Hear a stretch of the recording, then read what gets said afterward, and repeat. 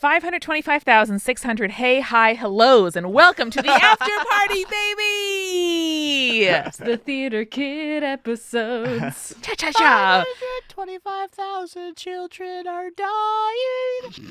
That's right. And Eric, how do you feel about it? Unrepentant. Good. As you should be, sir. Apparently, everyone thinks I love killing kids, and I've been trying to get that across for years. I know. But as you say, it is Monster of the Week. We said coming in, this is going to be a soft horror game. Hey, it's got to be horror still, even if we don't have on-screen gory violence. Yeah. That's true. Also, nothing's funnier than a cutaway to a cabin getting destroyed by a gout of fire. Eric, I'm still laughing about that. It's so funny. Come on. You've never met the kids before. It's so funny. It is genuinely very funny. I was concerned for a second it was Brenda and her friends, but no, we established in the previous episode that they were at the theater. So Right, everything's exactly. fine. Yes. No, it's a cabin of kids you've never met before that had relationships and memories that didn't happen this summer that you didn't talk to. Yeah, but that doesn't matter to me because I don't know them. No, it's so funny. It really did feel like a gag from Gravity Falls, which is why I wanted to put it in so badly. Also, do you remember the trailer for Camp-Paign 2? I made a 9/11 joke. Yeah, So, I do. I don't know what people are expecting. I just think it's God. funny. Have you been watching the streams where I laugh about Benghazi? Like, come on. Her emails. We simply can't keep doing that. Simply If you're not watching side quests, twitch.tv/JTP side quests, you got to come on in, people. It's truly wonderful. But I want to observe first that looking back, this was a real 1-2 punch of, hey, great news. It's a musical arc. Bad news. A lot of kids are going to die. So, Eric, tell me about how the idea for this grand battle came to mind and when you were plotting for all these Lee-Toll reveals of the Stone Johnnies and the code and the staff lounge and the moose hat. I also really, just before you get started, Eric, I really Please. appreciate that you said, yeah, I'll just give them like 20 minutes to half an hour, like thinking that they're actually going to do a musical and then bam, kaiju fight.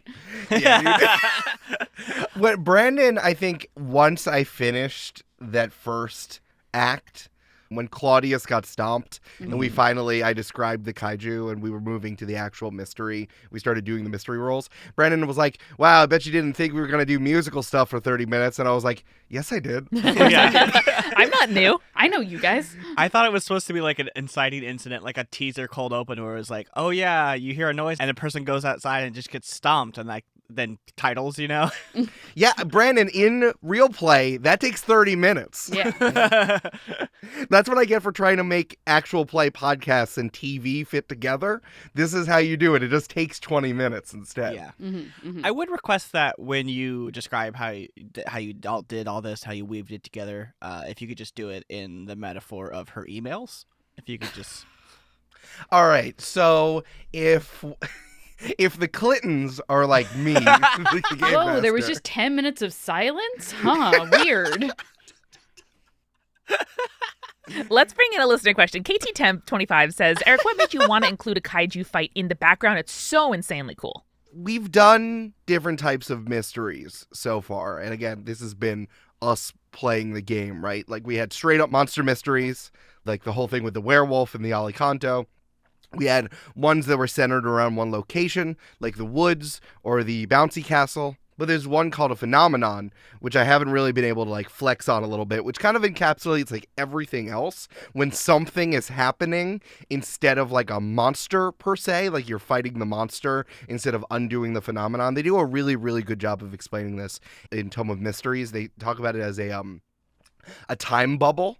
How it's like, you need to stop the time bubble. Oh, yeah. And it's like, you can do whatever you want in the time bubble, the effects of the phenomenon, which is why you ask different questions when you do your sharp moves.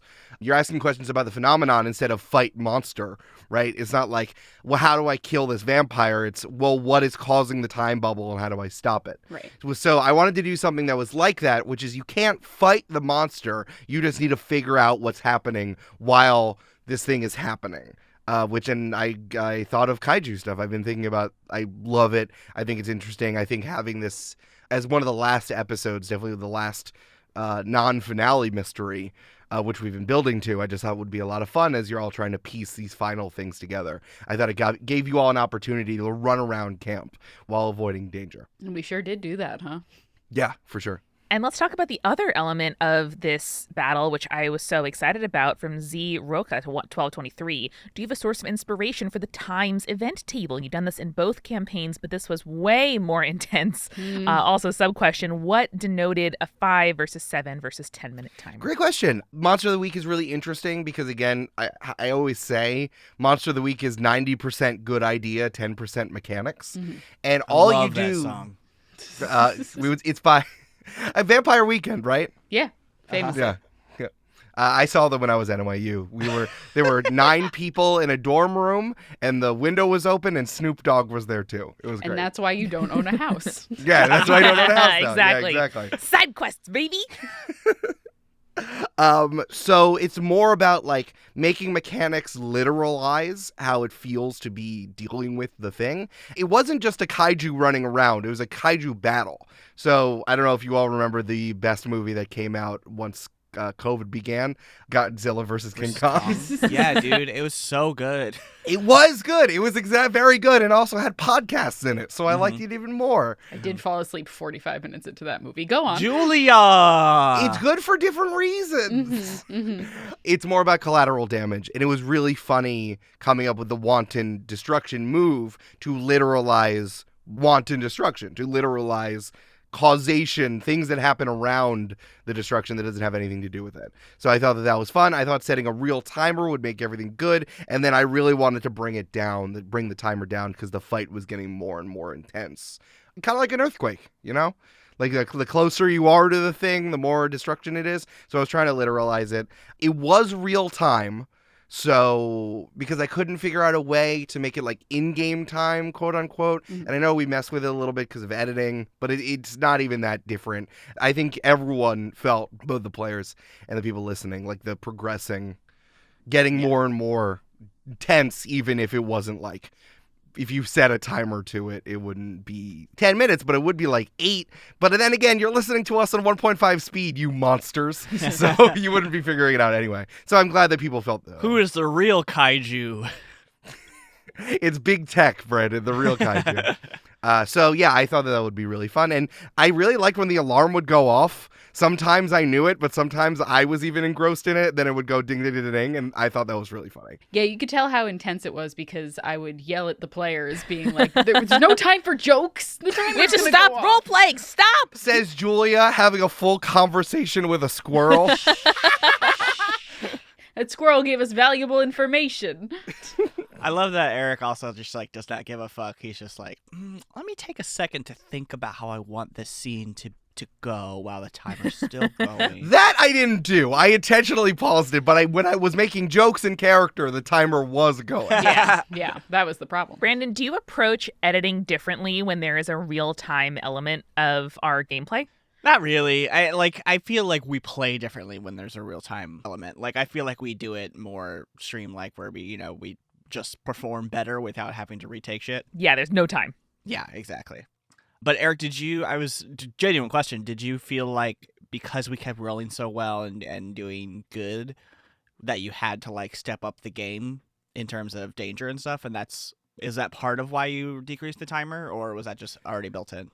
No, the built-in was decreasing the timer. I didn't want to penalize you for rolling well. That, the dice are the dice. I can't do anything about it. I wasn't genuinely pissed about it. No, of course not. Yeah. I was just like, oh, I want you to see all the moves I had. We didn't even get to do the move that happened when you failed, which is the building that you're in right now is about to be destroyed. Get out of there, which is more I wanted to just show all of the moves. Moss actually asked, what would you have destroyed if the players hadn't rolled so well during the fight? Listen, that stuff was out of my hands. Again, it's really good to have your cards on the table when something this dangerous is happening. It's not like I'm doing it to you. So, I didn't even want to necessarily. It was up to y'all. And I think that's the thing about, the quote-unquote success move, the 10+, was that something is destroyed, but it's not that big of a deal. So you still need to destroy something we've been reveling in for the last 16, 17 episodes. So it's like, I think it's fine. So I didn't want to destroy anything necessarily. I can tell you the rest of the people on the D6 table that you were rolling on for people who were in danger when you rolled 7 and 9. I can tell you that. Yeah, break our hearts. Go ahead. I mean, we know Tater Tot's on there, so. Yeah. I know. You All right, on the list. I bastard. said that on the list was 1, Jenny, 2. If well, only. If only. Take her. Take her. It was Jenny, Jane, and Tater Tot, the director, Boo, which you rolled, a crowd of campers, which I guess to demonstrate that someone else. So then you rolled that one, and Dougie Juice. Okay. Damn it. We That's kind fine. of rolled the worst 2 we could. Yeah, we kind of did, yeah. Hey, you Yeah. avoided Jane and Tater Tot. That's true. That's Yeah. true. The dog didn't die, and that's because we succeeded. If the dog died, I would have stopped the tape and been like, Eric, are you sure you want to do this? Brandon would have printed out and shredded his contract. Is it like Jane gets squashed and Tater Tot runs away sad? Because we can handle that. Maybe. Here's the funny thing. Because you all succeeded so much in the beginning, by the time you were out doing stuff and being far away from camp, you couldn't save anyone. Yeah. So honestly, it screwed you over in that way, which is why Boo got stomped and those campers got fired in a big gout of flame. It's like dislocating a limb. The more once you do it once, the easier to do it again. And listen, I still think Boo has simply been squished, and the nearest watermelon to him, he'll just zoop right in there. Pop right in there, yeah. I am curious. I mean, we did do a very good job succeeding in deciding what was destroyed. Were you guys also struggling to think of things that we were like, that would be okay for us to destroy, like after like the second or third time? Because I was like, I don't want to Yes. destroy any part of camp. Oh, 100%, yeah. I was trying to think Yeah. of what the things that were in camp that were already dangerous to us Yeah. by existing. Like the slide. Exactly. I love that we were all on the same page. Are we going to choose something where I'm like, okay, good. Yes, this is second on our triage list. Like, you can take the new cabin that's new and has shit under it. You can take our cabin. It's just all feathers and chocolate chips. It's fine. Don't worry. We know. Well, Les and Phoebe, let's talk a little bit about your scenes and also the director. Porkchop Poppy wants to know, why didn't the director or ADZ tell the kids what Steven was capable of at the beginning? I mean, Eric hit into this, but why would you? I mean, like, you're trying to direct a summer camp, not scare children. Scar children for life. Yeah. Right. Yeah, I think we got a really important nugget of her motivation in there where she was like, it's my job to keep you from being responsible. You're not fully responsible yet, and it sucks to be. And so I don't want you to be, and why do you keep asking for it? Yeah, that's 100% true. Shouldn't it be enough for the director and assistant director to say, don't talk to Steven, and you don't? Yeah. Like, that should be enough. I mean, I disagree. I think that's bad parenting, like it's bad. Yeah. It's bad responsibility. Like, you gotta tell kids why, otherwise they're just gonna do what we did. Well, I mean, the director did. The director said Steven is it's not like go everywhere the light touches. It wasn't like that. It was like Steven is a terrible demon. He's a trickster. Don't talk to him. He will convince you to do something bad. Actually, I'm curious if she said that or not. If he will, like, because that would have been good if she said he will convince you to do something bad. But, like, you tell a kid, like, he's a terrible trickster demon, the kid's gonna be like, yeah, I need to make him my best friend. You're like, how can I, what's going to happen in that sense? I'm not goth for no reason. You're like, Yeah. oh no, if I talk to Steven, I'll get detention. No, it's like, you'll literally die. I think if they had established what the stakes were, maybe the 13-year-olds would feel less likely to rebel. This is not a critique on you, by the way. No. I think that you This is a played critique on people who brilliantly. don't do Yeah, that. just adults. Oh, yeah. I mean, that's the director 100% doesn't do that. It should be enough that, like, she's the director of a weird camp that you would believe the weird camp person. Mhm. But yeah, I guess, teenagers are going to teenager. Yeah. But Julian and Brandon, how do you guys approach that conversation, that negotiation? Did it surprise you how hard it was to get her to answer a straight question? I think I literally said in the episode, I'm like, why do we ask you questions? Mhm. And then you Yes. just don't answer them. Yes. Can you give me a straight answer, please? I think Phoebe at that point just wanted to be direct. Yeah. The obvious answer is, like, Eric is dancing on a pinhead trying to not, unveil things that would ruin the gameplay. But also, like, in character, I totally bought the motivation that the director was like, I think it's selfless and maybe a little bit misguided, but it coming from the right spot of, like, I don't want you to have to be responsible when you're a child for this life and death situation. Very much so. Especially, there's also two extra things here. One, there's absolutely no reason to talk about the secret staff lounge that you two aren't allowed in. Why would they do that? Why would the director need to do that? And two, ADZ was in there with the thing that would hurt Phoebe the most. Mhm. So I'm especially not going to tell you about that. Oh my God, sweet Phoebe. Are you okay? I think Brandon said in the episode, because you couldn't see my face during the recording, but was like, oh my God, Julia's face, she's so mad. He is. Well, actually, before we get to that, Brandon was less tempted by the director kind of throwing out there that her either father or grandfather knew Charles Ford. Yeah, I think that was actually really I took the choice I thought was funnier, but I thought that was brilliant, Eric, of like tempting Les with like, oh, this person might actually have some secrets that I don't know, because 100% Les would jump at that opportunity. But I think in the moment, because the director was being so caged about other stuff. And you're in front of a girl you like. I mean, you're in front of Phoebe. Yeah, exactly. I just thought it'd be funnier to be like, oh, this Les is like, oh, this person's a dirty liar now. This person's been blacklisted. Sure. And now you don't get to learn about it. Yeah. Eric Porkchop also wanted to know, how does Charles Ford's philosophy on monsters differ from the director's? Oh, I don't know. I was teasing Les. I don't Yeah. know. Yeah. He would have figured it out eventually. I would have figured it out if Les had said yes. Probably something about like living on the land as opposed to observing them like in a compendium, which I feel like is Charles Ford's whole deal. Yeah. Like putting that shit into a book. Well, one, my favorite Disney ride, but two, yeah, I mean, totally. Like, the director has actual experience with these monsters, and Charles Ford just like saw something out of the corner of his eye once and wrote a book about it. Exactly. You Yeah. know? Yeah. I feel like it must be like, when I was thinking about this, it was real like 19th century philosophers sitting in like a hunter's lodge talking about like different types of philosophy, you know, them fitting together. And that's what I was thinking about in terms of cryptozoology. Director Lowe's grandfather had those conversations with Charles Ford about monsters. Totally.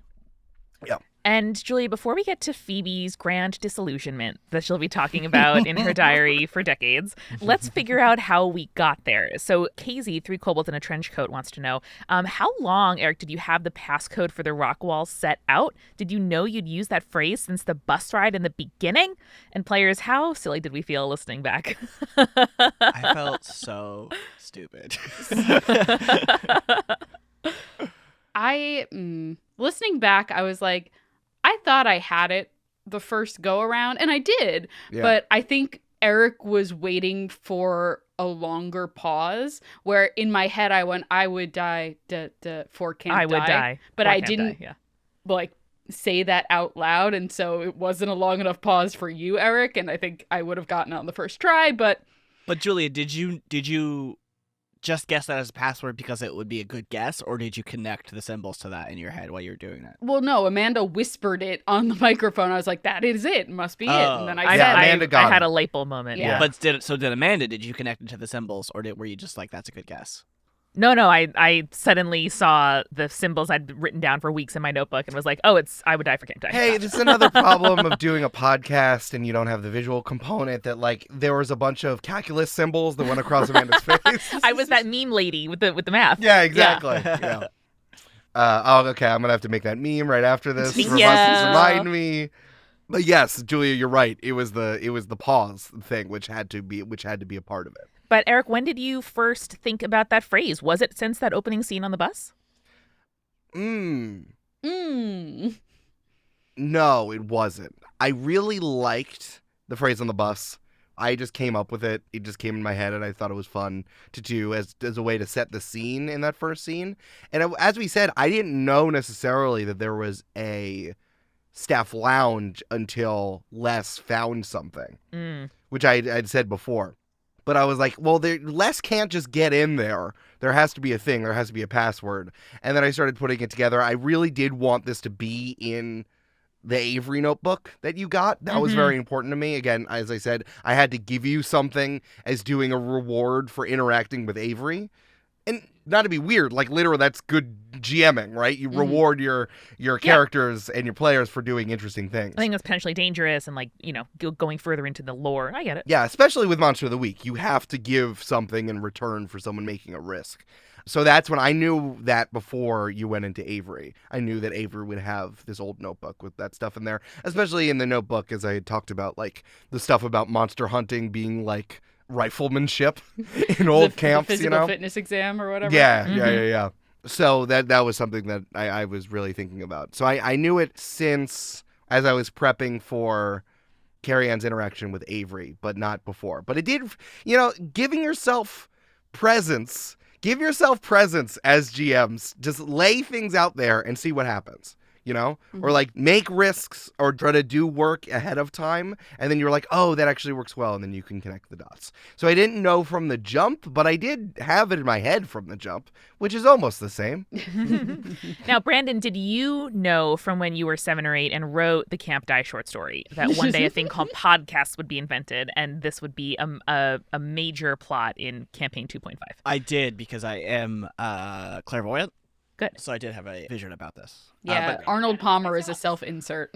I do also want to quickly defend Eric against Julia's, didn't wait too long. Because if you were to, I just double-checked, it's 2 quarter rests, right, Eric? Yes. I'm not a musician, Brandon, okay? So... If you're going to write this out, it's I would die, and that's 1 and Half 2. rest. So yes. 1 and 2, rest, 1 and 2.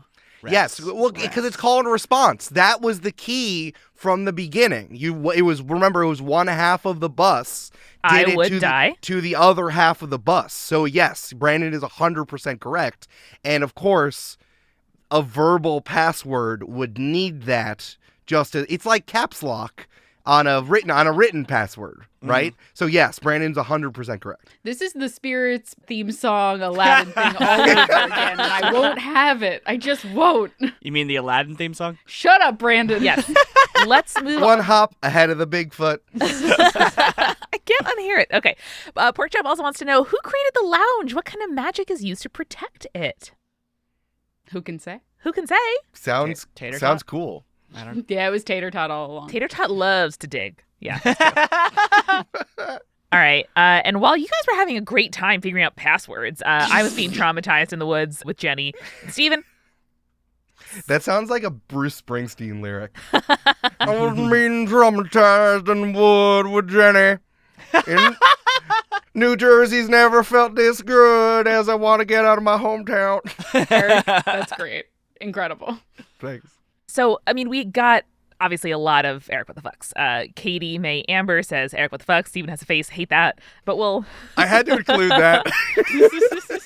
I was like, thank you. Good. That was good. But before, you might be wondering how we got to Steven having a face. And it begins with, this is a long but I think very good question from Rationally Afraid of the Moose, who says, I'm suddenly very interested in knowing about Jenny.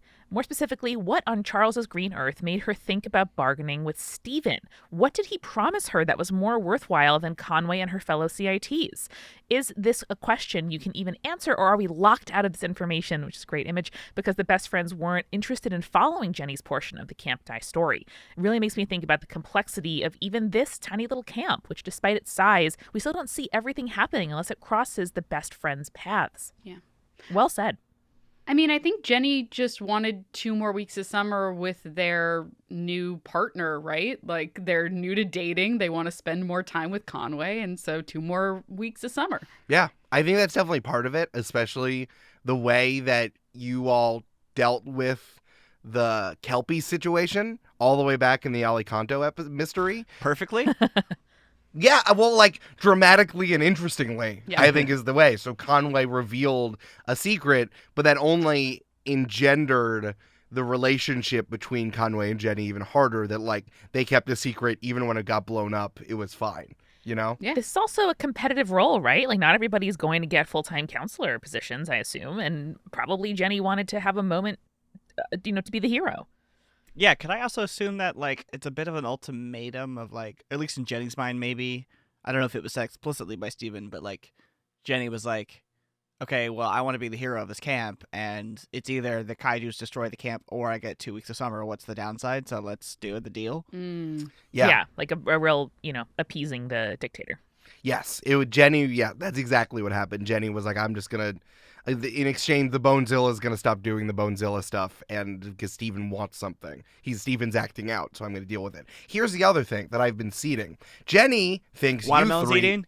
Yes. God, Jenny Brandon. thinks you three are doofuses.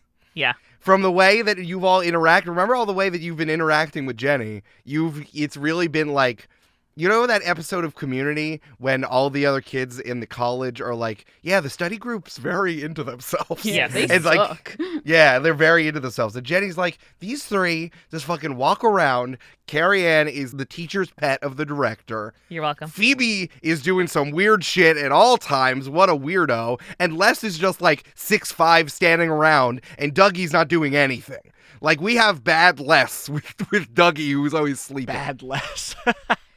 Eric, there's always a woman character that you put into the thing that thinks our characters are doofuses. It's happening time and time again. No, I have put in lots of characters who could be allies, but instead all three of you are like, get fucked, love my best friends. I was just going to say, like Emily Slaughter, we could either make peace with Jenny or not. And we chose to prioritize other things. And, I think Rationally Afraid of the Moose puts it really well that, like, other stuff is happening. And if those plot lines don't intersect with the best friend plot lines, it's not that they're frozen in amber, like waiting for us to shine a light on them. They're still happening. Right? Yeah. I think we learned this kind of very explicitly over the last few episodes. Like when Jenny saw Phoebe talking to squirrels, and Jenny's like, what are you doing? What is this? Well, Phoebe's like, you're dating a horse. And I'm like, and Jenny's like, yeah, in a good way. Click flop.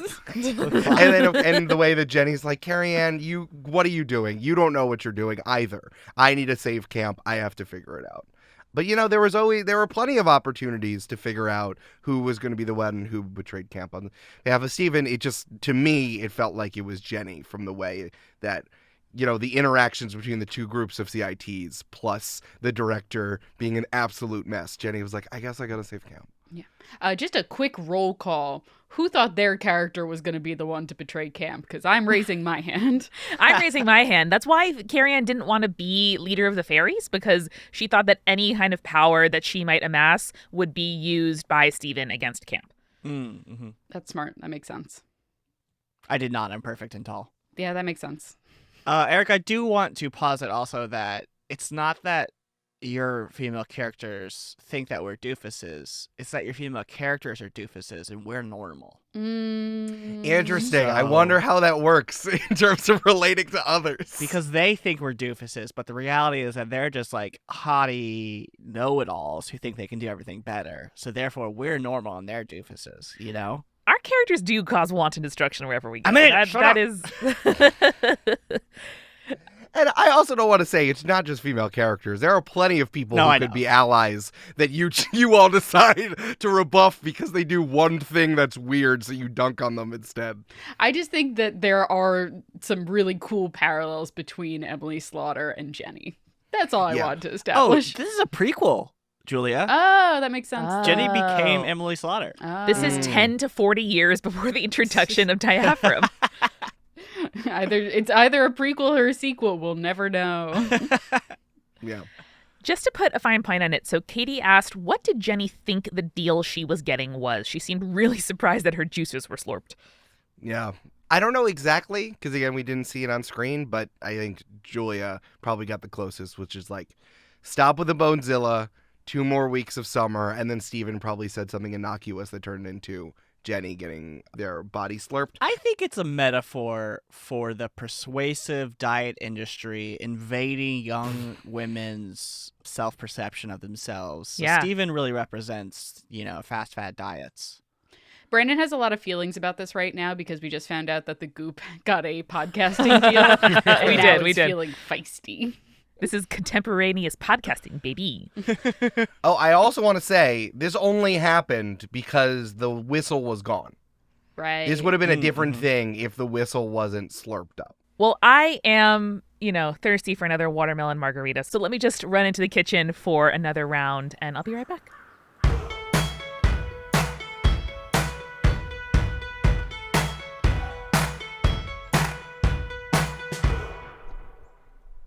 Hey, it's Amanda.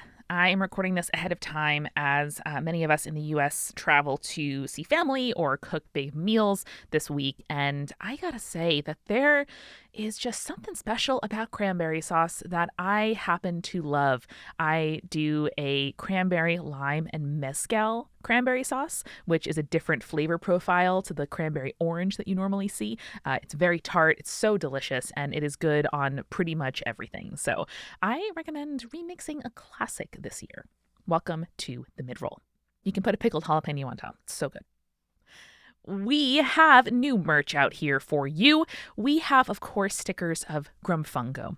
These are our favorite AI Pokemon who is grumpy at transphobes because everything from the Grumfungo supports trans rights sticker will benefit Trans Lifeline. Go to jointhepartypod.com/merch or get the link in the episode description or on our socials to buy your Grumfungo sticker now. There is nothing more I want to see than Grumfungo in your local bar, bathroom, or bulletin board, or car or laptop. Listen, buy a 3-pack. You're going to want multiple Grumfungos. Trust me. jointhepartypod.com/merch. We are also going to be at PAX Unplugged next weekend. This is the premier non-video game gaming convention. It's in Philly this year, and we are going to be there. Me, Eric, Misha, Rue, December 2nd through the 4th in Philadelphia. Come through. We will have Grumfungo stickers. We'll have a Games and Feelings live show with Eric and Amanda Silberling, aka Raltz of Join the Party Side Quest Chat, and Jeremy from Three Black Halflings. It's going to be an amazing time. Plus, of course, a booth with multitude stuff and stickers and bonuses and all kinds of stuff for you to enjoy. Come through and say hi if you are in Philadelphia or looking for an excuse to go. That's December 2nd through the 4th in Philly, and check our socials for exactly where we will be. We will thank all of our newest patrons when we get back. Sent to Morgan, you snuck in just under the wire before I left, so thank you for your support. And again, just to say, your support on Patreon, all 600 plus of you, is what allows us to make this show our jobs with no bad Tuesdays. If you can't get enough Join the Party in your life, if you want to support our mission or get more stuff or hang out in our Discord with all the other Join the Party patrons, please do it. You will get to enjoy party planning every other week where we play games and give advice and just have a good time with each other. You can get ad-free episodes, bloopers, even one-on-one time with Eric, or the ability to play a one-shot with all 4 of us. Please come on through. Patreon.com/jointhepartypod. Seriously, I hope you know that it means a lot to us, and this is a great time of year to support an indie creator, to support a small business out here in the digital landscape. Let that business be Join the Party. Patreon.com/jointhepartypod. I'm also so excited to tell you that we have a brand new member show here at Multitude. Pale Blue Pod is an astronomy podcast for people who are overwhelmed by the universe but want to be its friend. Astrophysicist Dr. Moya McTeer of Exolore and comedian Corinne Caputo are demystifying space one topic at a time. They have open eyes, open arms, and open mouths from all the laughter and jaw-dropping that they are doing along the way. By the end of each episode, the cosmos will feel a little less scary and a lot more cool. They have new episodes out every Monday on topics like Pluto and electromagnetism and where planets come from. It is seriously amazing. It's my new favorite podcast, and I am so honored that we have a new show that's this amazing to tell you about. So search for Pale Blue Pod in your podcast app now. New episodes every Monday. We are sponsored today by Hero Forge, which offers fully customizable tabletop miniatures with dozens of fantasy species and thousands of parts to choose from. They have a very easy-to-use design tool online that helps you build your perfect miniature using a fully 3D, in-depth character creator right in your web browser. And I gotta tell you, it's also a great way to start thinking about character options. If you're, like me, have trouble kind of finding a starting place for a new character, you can just throw cool accessories in there, companions, stuff for your character to hold, hairstyles and body parts. It is really, truly amazing how many options there are, and Hero Forge makes it so easy to get that mini to make it real. You can either download a file to 3D print it yourself, or get your fully custom miniature, including color printing, by the way, shipped to you. They add new content every week, sometimes based on your recommendations, by the way, so you can ask them for stuff if they don't have it. Go to heroforge.com to start designing today. We are also sponsored by 20-Sided Store in Brooklyn, New York. Shop online or in store for games, puzzles, gaming gear, and swag from Join the Party's friendly local game store. I know I am getting multiple holiday presents at 20-Sided Store. They are a small business. They're lovely. Lauren and Luis, the co-owners, are absolute dolls and recommended my favorite Chinese restaurant of all time to me, which is just down the block, M Shanghai. Shout out. So if you go into the store in person, just mention Join the Party for 20% off your first purchase. And if you're buying online, they can ship to you. Use code JTPCamp, all one word, for 20% off your first purchase. Whether you are getting gaming accessories or dice or games or just an extra thing to like zhuzh up your table and improve your dice collection or your dice bag or your play mat, or get an expansion pack to a game that you love, or bring a copy of your favorite game to wherever you are traveling this holiday season, check them out. That's 20sidedstore.com. Use code JTPCamp or mention Join the Party in store for 20% off your first purchase. Finally, we're sponsored by Fanroll Dice, a new dice company we are so excited to be partnering with, I can't even tell you. Fanroll is the culmination of almost a decade of metallic dice games, which recently emerged from its cocoon as the newly formed Fanroll. They have over 300 items for every type of gamer, including trays, towers, and bags. One thing I haven't seen anywhere else that they make is their liquid core elixir dice, which look like an actual sea trapped inside a die. It is so beautiful. They also have something very cool going on right now called Misfit Metal Dice, which is a mystery bag of factory second metal dice. That means that they have slight scratches or cosmetic imperfections, but still roll perfectly well, which you can adopt and take home at a discount. They are kindly offering JTP listeners 10% off your purchase at fanrolldice.com with code JOINTHEPARTY. That's 10% off with code JOINTHEPARTY at fanrolldice.com. And now, back to the show.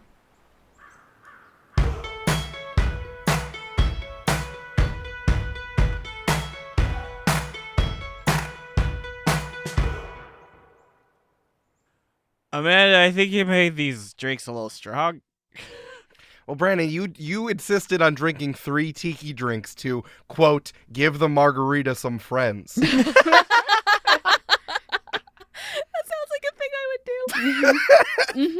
All right, Brandon, here's an agua fresca. Thanks. Lots of electrolytes. I don't believe in electrolytes. It's my toxic trait. That's not true. Okay. Huh? Amanda.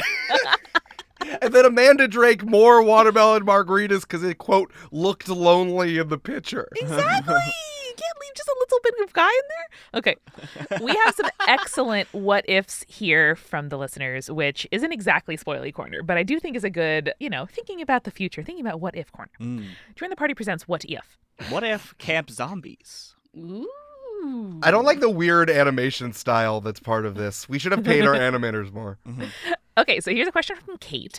How did Conway react to Jenny's decision? Did they know what she was going to do and why? And I'll add on myself, if they knew, would they have stopped her? Interesting. I don't know. Maybe we'll find out. I don't even know what to say. It's not even like a who can say, but it's like, we'll see what happens. Yeah. I get the feeling that, like, this is a little bit of headcanon, but I get the feeling like Jenny is the kind of person that was like, that would be sort of headstrong and either intentionally or forgetfully just be like, oh, you didn't get my plan? Like you didn't intuit what I was going to do? Or, because I think Conway would have tried to stop Jenny, right?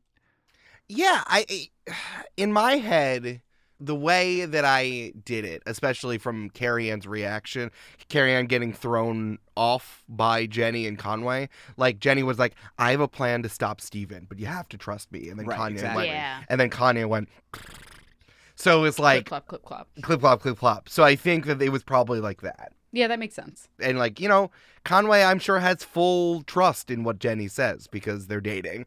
And also, their relationship. Conway can't speak English. And Jenny is facilitating that very strongly for them. They were working on that language that one horse did where, like, it's like one tap for two and, like, where you do math problems or whatever. Like, Yeah. They were working on that, though. It was a real Mr. Ed situation. Yeah. In the cartoon, someone's dubbed over Conway with Mr. Ed voice. Incredible. Someone gave Conway peanut butter. They love it. Duran asks, is there anything Steven would have offered to any of the best friends to convince one of them to accept the deal? You tell me. Yeah, best friends, what do we think could have been offered to us that would make it work. I think Carrie-Anne would have really thought about the situation if the offer was like, you work with me to preserve camp in some way, or I annihilate camp, period. Yeah, I think that makes sense. That feels like a very Carrie-Anne motivation.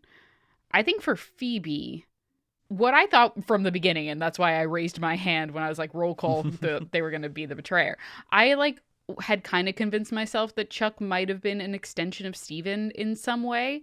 And so Chuck being like, well, I need to enter the camp so that you can fulfill your magical destiny. Phoebe would have said yes to that. Wow. For sure. I think probably the only thing that would have given less would have been like if either Carrie-Anne or Phoebe had expressed something like, Carrie-Anne wished that she could, I don't know, be at camp all summer or like fix her home life or something. I don't know. And like Phoebe was like, I don't want these powers or whatever.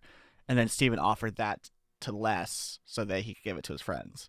Aw. But yeah, I don't know what else he could have really offered except for like a cool bone xylophone. What if he made you into a Bigfoot? Would you be into that? No. That's like, say I'm scared of snake and then someone offered me to become a snake. Yeah. Yeah. What if you were like liaison to the cryptids and you were blessed with all the knowledge, like all the knowledge of the complete version of the book were imparted to you? But I think I think this is the secret of Les and being a kid is like the part of the fun of it is like not knowing, right? Like I think that's why he's like also part of the reason why he sort of spurned the director's offer of like she, professes to have the correct knowledge, so she's obviously a liar. Yeah, I think the hard part about this for the players, for making the players betray, is you probably would have had to come to me, Eric/Steven, to say it. It's a very like witch in the woods situation, is that you need to tell the witch the thing you want before you can have that monkey pawed around on you, know? So it's like, not to say that it couldn't have happened, but I think I would have needed confirmation from that because, Steven did try to tempt Carrie-Anne, but then Carrie-Anne was like, no! so I don't know. I don't know if that even would have come up in play unless one of you were stewing in the middle of the night and then called me and it was like, all right, we're doing this. Yeah. Hit the button. Yeah, exactly. That is interesting because you do definitely in Camp-Paign 2, and I think in Camp-Paign 1 too, like you do like to give our villains like at least on paper, like the fact that they offered the hero something, like tempted them with something, Right. Yeah, like, it's not that fun of a story if you're just like stomping a bad guy, Of like course. there needs to be something. There has to be something going on. Oh no, that's a good thing. Yeah, I was just surprised to hear that Steven wouldn't have done it of his own accord. For them, I think that there's a correlation between Steven and the Council of Bright, who needed something to come through. Right. That was the thing. Mm-hmm. With Gutenberg, he was biding his time, and that was Gotcha. different. Yeah. And he was just waiting to hit you. That was the deal with these like more spookier games when your enemy is like a big evil that's not there now, is that you got to be let in. So you had to be let in both of these situations. You had to be let in. Yeah. That's why Steven was explicitly a trickster in this way. But of course, this was only laid on harder when the fact that the whistle's gone, and all you have to do is, I need to trick one child, and I'm in. Abby asks, would Steven have killed Carrie-Anne if she'd accepted the deal? Yeah, you would have been Probably, served. right? Yeah, Yeah. for sure. I have to assume. The diet Yeah. industry hits again. It's a representation for those weird shakes that just make you poop. Yeah. And J Factorial wants to know, was Steven breaking into camp always part of the plan? It feels like it was. Yeah, he needed to get into it. Would You have give been us a wall, you give us a skeleton outside the wall with sunglasses, eating watermelons, it's going to happen. yeah. There is a version of the story though where it's very Les Miserables, where like we, barricade the wall and throw shoes at Steven or something. Yeah. I think if the whistle wasn't gone, yeah, for sure, it might have been a base building sort of or a siege sort of thing instead. Yeah, 100%. Yeah, Les Mis Steven there. Steven did the Bonezilla thing as a distraction, right? Yeah. So it's like that was what happened here. So instead, it would have been like Steven made a rush and you're trying to use the whistle as much as possible to push him back. Totally different situation. You're definitely right. Watermelon 24601. I stole a watermelon around. Can you hear the campers singing the songs of little kids? If the summer never ends, I don't have to go to school again. Empty cabins at empty fields. I just have to say, I Googled. Master of the bunk.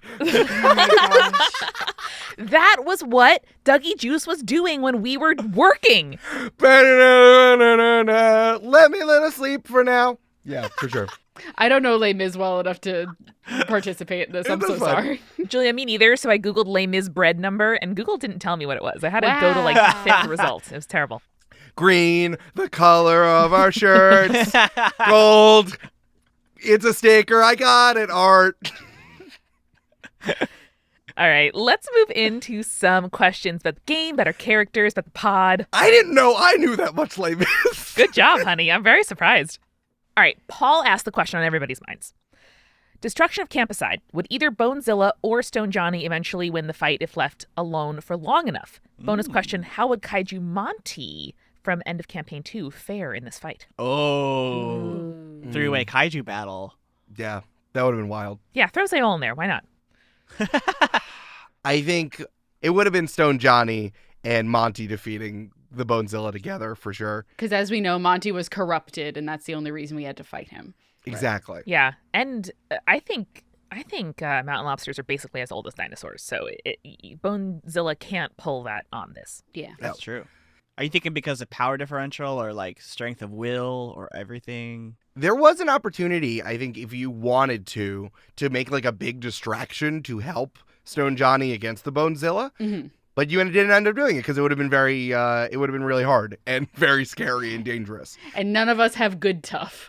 Yeah. So I was like, I envisioned like if someone stole the golf cart and there were fireworks in it and then it went off or something to like give a momentary edge for the Stone Johnny to do like a stone cold stunner on Bonezilla, and maybe that would have like totally changed the tide. But something I wanted to keep going was that it was supposed to be a stalemate, and it was more about the destruction than one winning. Yeah, we really didn't use that golf cart as much as we should have this campaign. Yeah, no kidding. Yeah. I did do that, Eric. I sent fairies in to distract them. Come on. You did, and it was so funny. I had real images of the Rugrats going to Las Vegas montage with Vacation All I Ever Wanted, Vacation Have to Get Away. With the fairies coming into camp? Yeah. Yeah, I mean, that was so funny. It was just the fairies distracting everyone and then taking kids' names. It was so funny. TJ says, players, there was obviously some visceral reactions going on during Boo and the Kingfisher cabin moments. How hard was it to continue role-playing knowing the full stakes? Well, my visceral reaction was, goddamn, this is funny, so y'all two should talk. I mean, I think that raising the stakes makes you more committed to solving the problem. So, like, we were having visceral reactions because, yeah, we were watching characters that we loved, get endangered. Mm-hmm. But I don't think it was a bad thing. Our visceral reactions, one, are to feed Eric with what the fucks, and two, to make sure that, like, you all know, oh, this is bad. Yeah, that's something, honestly, that I'm excited that we're doing more. I think that as we're trying to make good product, sometimes we're, like, in it, and we're not emoting as people participating in a game that's fun. So I'm definitely enjoying that more. Because, you got to get it on a microphone so people know that we're doing it. Yeah. We all did a lot of raising our hands this campaign, and we've gotten better. In this episode, me, Amanda, y'all did a lot of raising your hands. In this arc, Eric said, Brandon, you're raising your hand. That's true. You're right. And I was like, ha-ha! But no, the gasp you hear me gasp when Jenny accepts Steven's deal and promptly dies is 100% genuine. Like I try to tamp mine down because Eric and I are in the same physical room, and if I say something silly when he's actually talking, he has to retake his line. So I gotta try. But like, good God, I couldn't hold it in. Yeah, I care about these kids. Yeah, it's a fictional camp. They're good kids, bro. I didn't really care about the ones in the cabin. I hadn't seen them, so who cares? Brandon. I don't want to wait. And somewhere for the third hour in a row, the Kingfishers are singing, "As we go on, we remember." J Factorial says, so obviously we've seen campers meet unfortunate ends before, such as with the gelatinous cube, Boo's soul ripping, and whatever happened with Avery. And it's making me realize the body count of this short season is very high. Is there a reason behind this upping of the stakes beyond it's Monster of the Week and the tone needs a shift as a result? I think you've touched on this a little bit, Eric, but I'd love to hear what you have to say. It's Monster of the Week, baby. It's Monster of the Week. Yeah. Like Amanda said, it's soft horror. So more random people we've never met have died. Also, some people have noted that at some points I said no one has ever died at camp, but this was after the counselors were dead inside of Chadwick. No one knows about them. Yeah, they just think that they missing. pieced and they got on their boyfriends' motorcycles and left. Incredible. Also, it's literally called Camp Die, y'all. What did you think was gonna happen? It's literally called Camp Diogenes, Brandon, actually. I'm sorry, Julia. I know the source material better than you do. Yeah, so that's if you fair. could Wow. just... In 1998, Brandon foretold. And second question from Jay. If the best friends were on a heist, what roles in the typical heist crew would they have?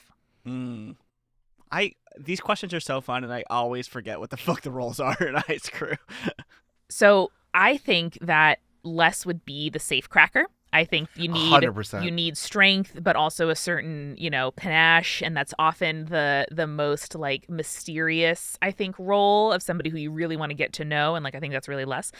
I also think, and I also want to say this is different than explosives expert, but the safecracker also doubles as like the person who could do weird things with their body.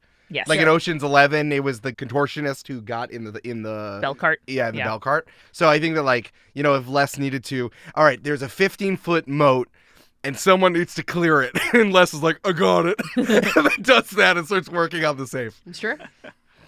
I mean, Phoebe feels like a hacker to me. What do you think, Julia? I was going to say hacker or explosions expert. I think explosions was pre-computers and hacker is post-computer explosive person. Sure. That makes sense. I think Carrie would think that she is the face, but they would just mostly find a way for her to like have as little impact as possible and as little to be as small of a liability as possible to the result. I think Carrie Ann is the face, but Carrie Ann is the face in the way that Carrie Ann could just bulldoze her way through situations rather than schmooze her way through situations. Yeah, she thinks she's being really slick, and they're like, you're not being slick, but it is working. Yeah. Is Carrie Ann the Brad Pitt in the corner just eating chips? Is that what's happening?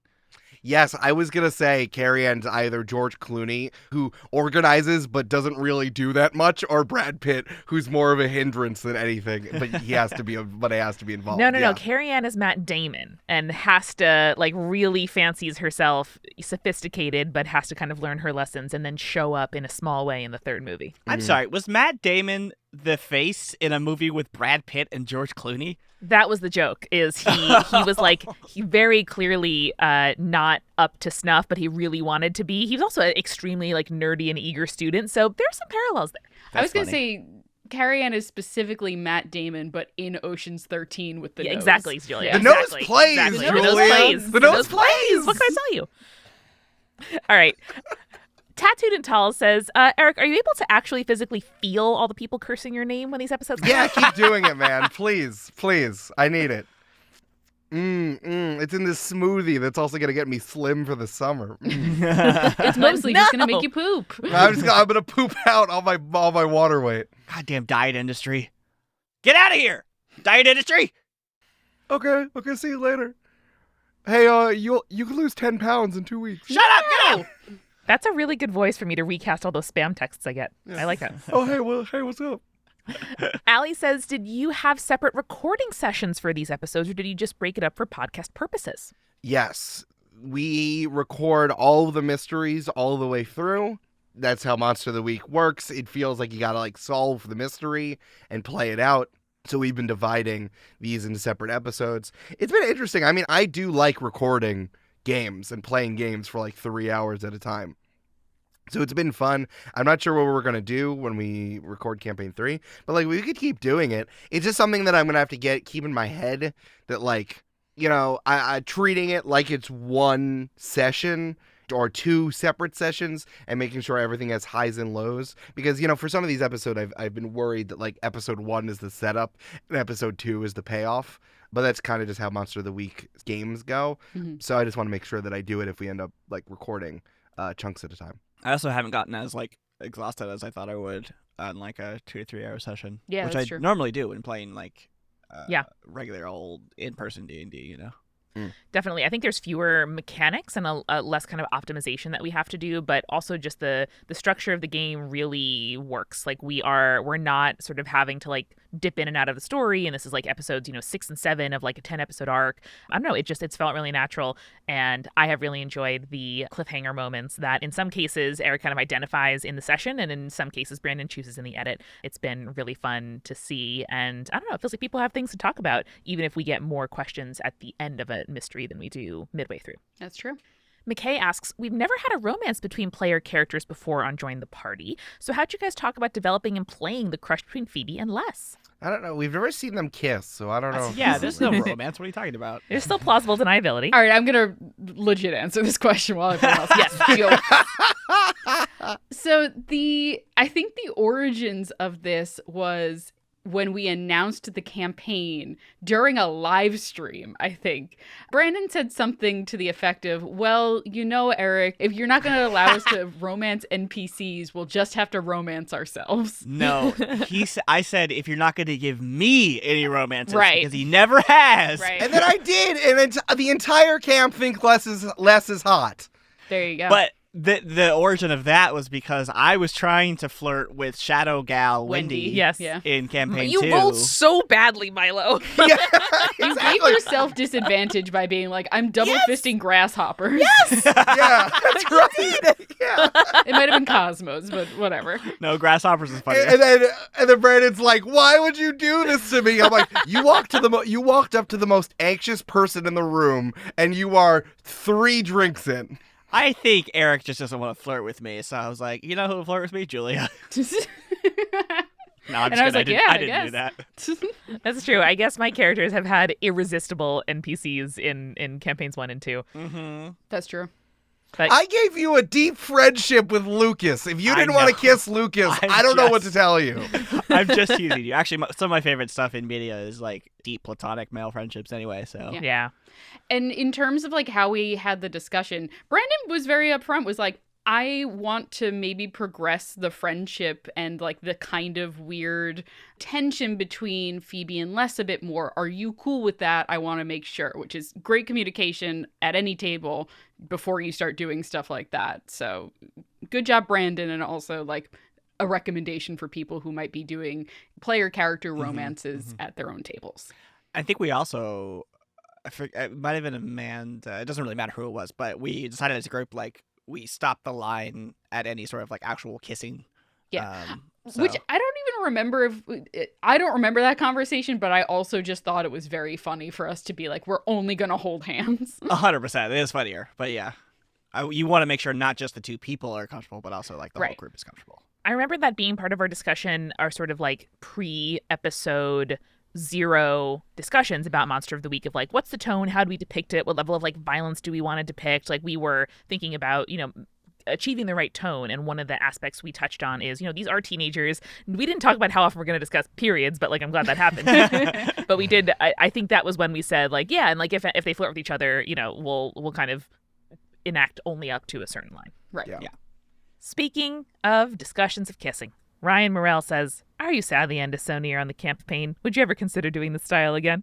I love the campaign. If we I came love back the at some campaign. point, that'd be great. I feel like I personally have really smoked into the filter on this campaign. Like I have like not been afraid to use my luck points. I have not been afraid to like, make strong decisions to sort of like do it for the story, knowing that it was limited. And like all the other campaigns are as well, but we didn't set out in advance in campaign 2 how many episodes it would be. For example, we had like a vague idea, but this has, I felt, given me permission to like make strong character choices in a way that I'm really enjoying. And I will definitely miss it. And I will, remember Camp Die fondly and wear my hat and like have the sticker here on my laptop. But I'm excited for what's next. Not to tease y'all too much, but like I'm so fucking pumped for campaign 3. So it's a bittersweet thing for me to say goodbye, but I am, encouraged knowing how stoked I am to get into the next world.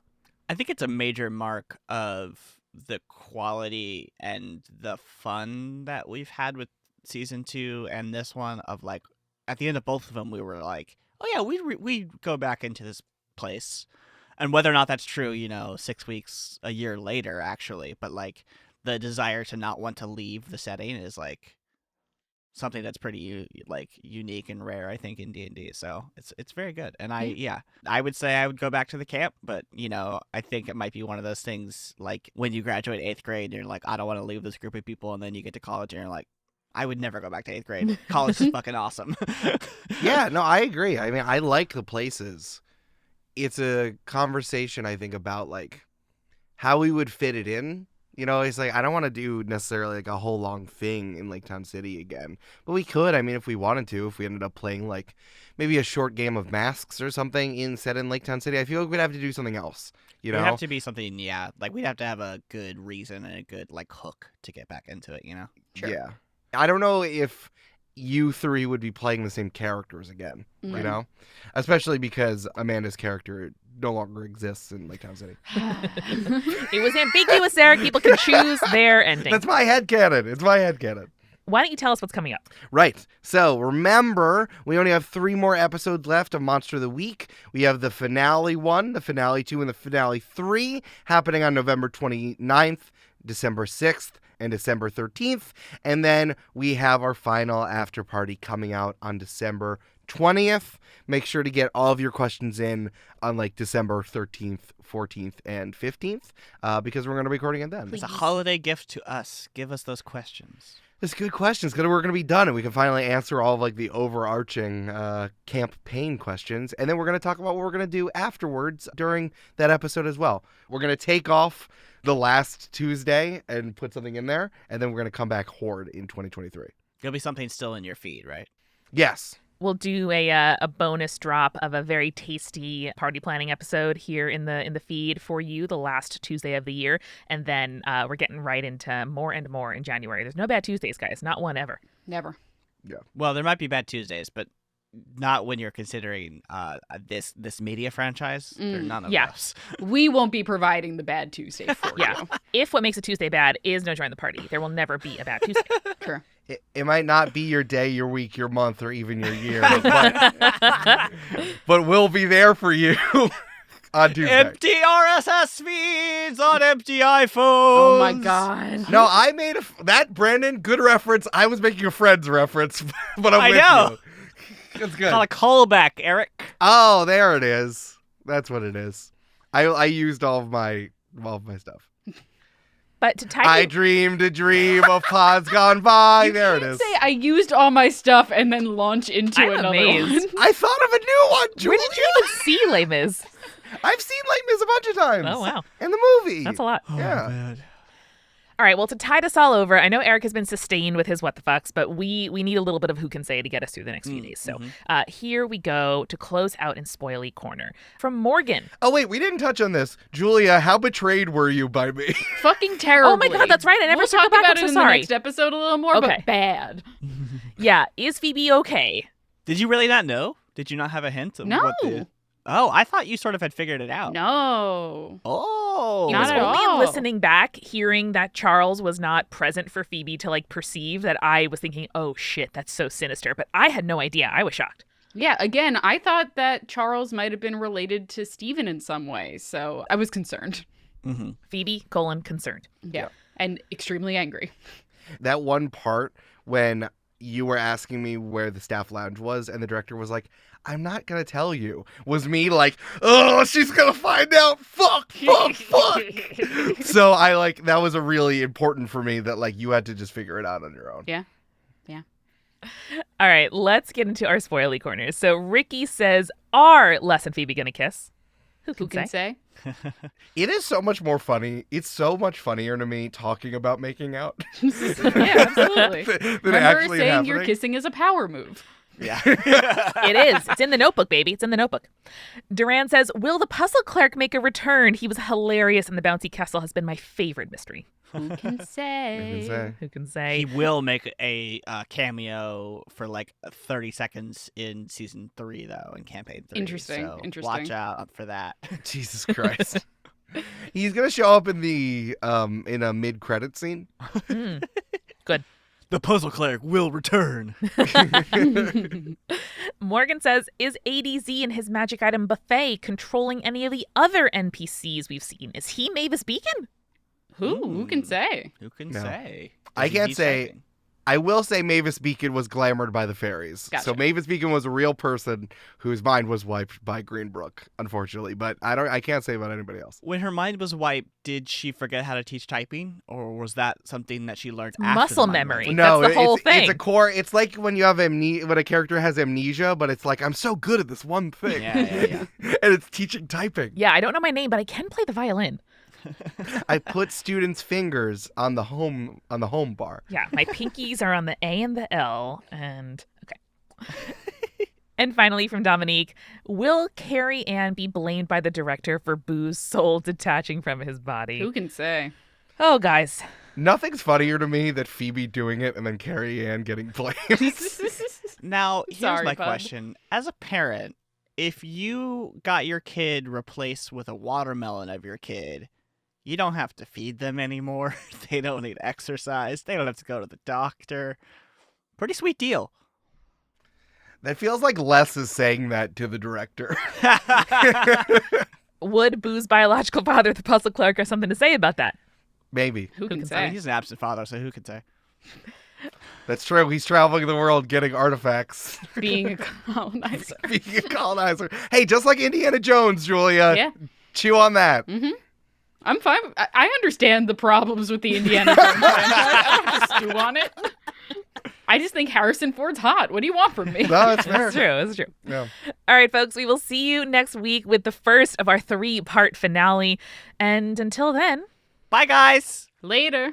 I forget what I say. you say goodbye, Eric. All you say every time I've is been goodbye. thinking about Les Mis too much, and I'm stuck on that. You can say au revoir. Oh, okay. Au revoir. May your rolls trend ever upward.